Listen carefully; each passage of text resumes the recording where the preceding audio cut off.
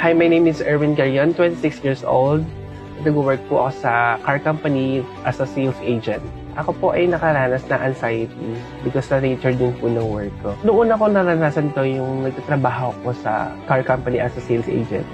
And talagang sobrang depressed ako. Hindi ako nakakabenta dahil iniisip ko hindi ako makakatulong sa pamilya ko. And dumating sa point na minsan umuwi ako sa bahay na umiiyak. Minsan nagugulat na lang ako, bigla na lang tutulilo ako dahil hindi ko alam kung ano gagawin ko.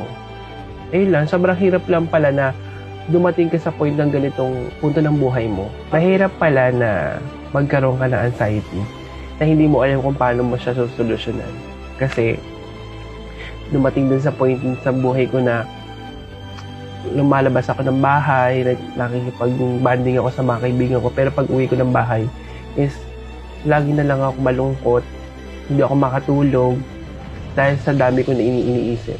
Ang time na ma-atake yung anxiety ko, nagbabrowse ako sa Facebook. Nakita ko nga itong Dr. Vita Centab na nakakatulong sa anxiety. Tinignan ko yung mga comment and feedback niya na nakakatulong talaga siya sa anxiety.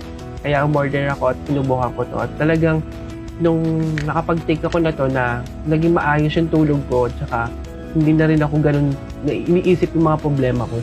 Kaya sobrang thankful ako na nakilala ko tong Dr. Vita Centab na masolusyonan yung problema ko sa anxiety ko. Sa mga katulad ko nakakaranas ng anxiety, subukan nyo na ang Dr. Vita Centab kung gusto nyo magkaroon ng maayos na tulog at payapang pag-iisip. Sa mga katulad ko nakakaranas sa anxiety, ang payo ko lang sa inyo is maging matatag lang tayo at piliin natin maging masaya. Lahat ng bagay is malalagpasan natin yan sa tulong ng Panginoon.